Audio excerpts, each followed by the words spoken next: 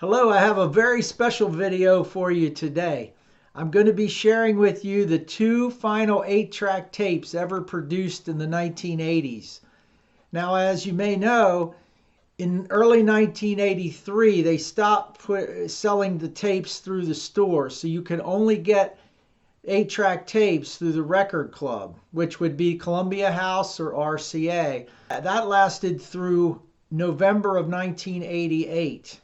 RCA actually stopped after 1987, I believe. I don't think there are any RCA record club tapes from 1988. I could be mistaken, but anyway, but I'm pretty sure 1987. But Columbia House stuck it out one more year, and they went into 1988. In fact, at the end of November.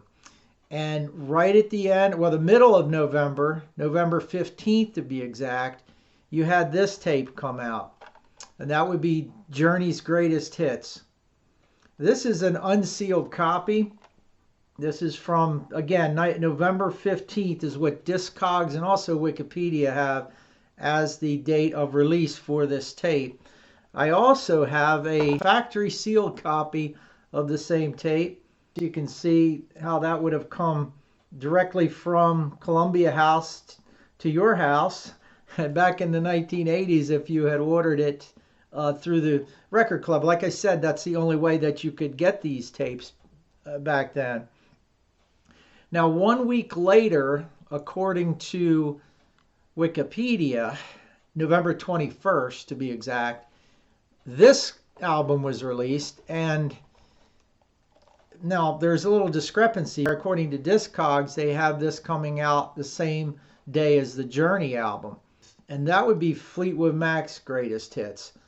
Now, this is widely known in the 8-track circles to be the final tape ever produced in the 80s. The Fleetwood Mac one is this is the legendary one. This is a factory sealed copy as well.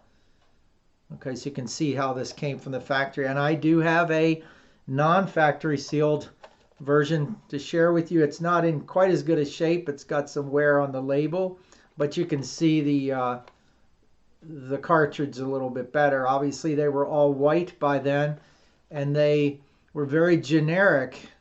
You had this black print, very stock.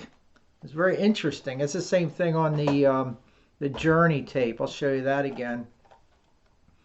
You just had this stock black font, and that was done in the late 80s. It's almost like they got lazy and they didn't use the logos or whatnot. They just went with the, the patched artwork on the front and print on the sides and on the backs. There you go. There's another look at the Fleetwood Mac.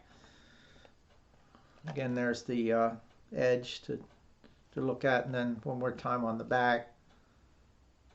Okay, so there you go. Those were the final two from the 80s. Now, in current years, bands have come back and released albums on 8-track tape. So they went away for a while and then they came back, but they're still very limited and they're mostly collector's items because people don't really play them anymore. Most people don't, but they're still cool to collect. But you can get them by bands.